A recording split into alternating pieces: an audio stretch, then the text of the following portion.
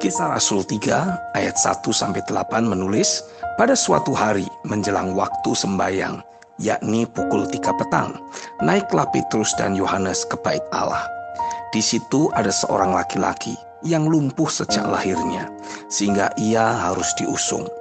Tiap-tiap hari orang itu diletakkan dekat pintu gerbang bait Allah yang bernama Gerbang Indah, untuk meminta sedekah kepada orang yang masuk ke dalam bait Allah.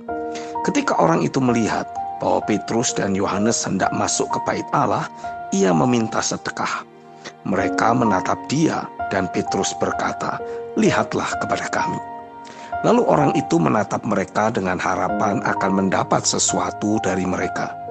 Tetapi Petrus berkata, "Emas dan perak tidak ada padaku, tetapi apa yang kupunyai, kuberikan kepadamu. Demi nama Yesus Kristus, orang Nazaret itu, berjalanlah."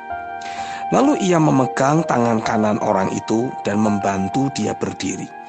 Seketika itu juga kuatlah kaki dan mata kaki orang itu. Ia melonjak berdiri, lalu berjalan kian kemari dan mengikuti mereka ke dalam bait Allah, berjalan dan melompat-lompat serta memuji Allah.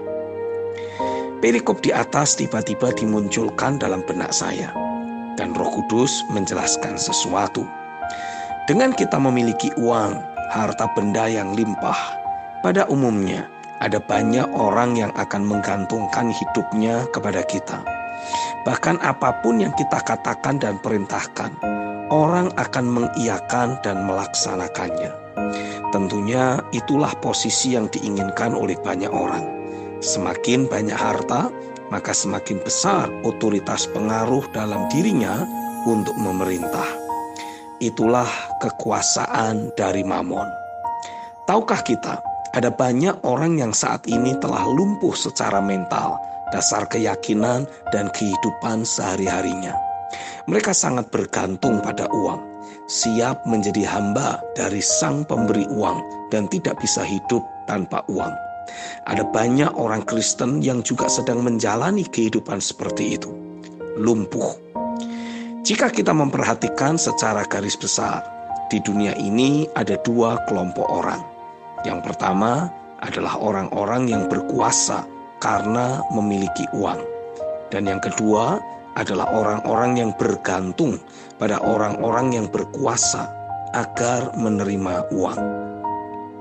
Saya merasa di dalam roh sedang terjadi pergeseran yang sangat besar, di mana kuasa dari orang-orang yang memang memiliki uang sedang dilumpuhkan oleh Tuhan dan sedang disingkirkan dari kursi pemerintahannya. Pergantian posisi sedang terjadi. Jika tidak, dunia ini akan tetap sama. Akan selalu ada orang-orang yang memanfaatkan kekuasaannya untuk menarik keuntungan dari mereka yang membutuhkan uang. Sehingga secara otomatis membuat dunia semakin jahat. Karena akar dari kejahatan adalah cinta atau ketergantungan terhadap uang. 1 Timotius 6 ayat yang ke-10. Harus ada pergantian Tuhan di bumi ini, di mana orang-orang yang memang membawa kuasa yang berbeda akan dimunculkan oleh Tuhan.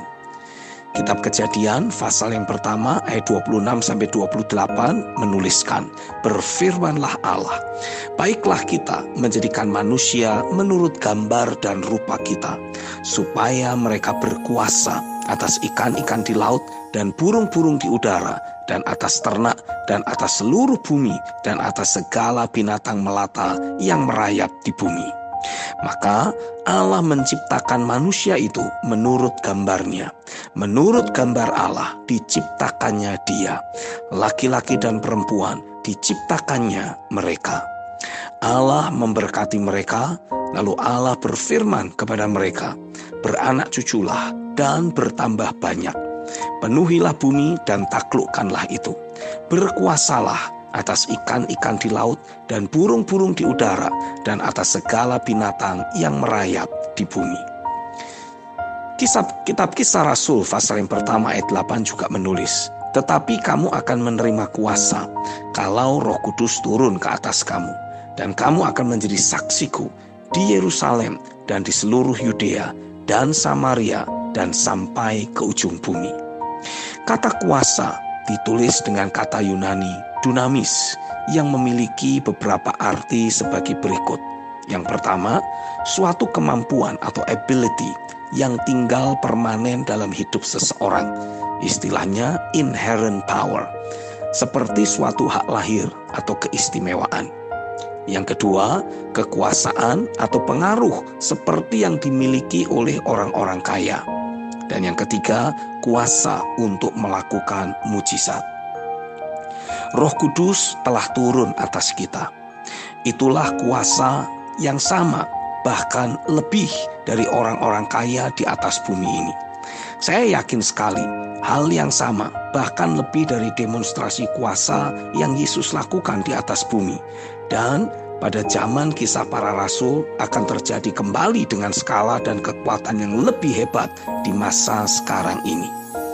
Terus terngiang-ngiang di telinga saya perkataan Petrus, "Emas dan perak tidak ada padaku, tetapi apa yang kupunyai, kuberikan kepadamu. Demi nama Yesus Kristus, orang Nazaret itu, berjalanlah." Pemerintahan sejati harusnya kembali kepada mereka yang membawa kuasa dari tempat yang maha tinggi, bukan dari Mamon. Saya merasa kita sedang ada di depan portal kuasa mujizat Tuhan. Kita perlu keberanian iman untuk melangkah masuk. Harapkan itu terjadi. Harapkan ada banyak demonstrasi kuasa yang terjadi. Ada kuasa kesembuhan, suara Tuhan, dan demonstrasi kasih ilahi yang terpancar dengan kuat. Sudah terlalu lama umat manusia bergantung dalam kelumpuhan terhadap Mamon. Bahkan tidak bisa lepas dari orang-orang yang memang berkuasa karena memiliki uang. Tapi masa kekuasaan Mamon harus berakhir. Invasi kuasa kerajaan akan kembali membawa hidup manusia bergantung dan berharap sepenuhnya hanya kepada Tuhan. Amin.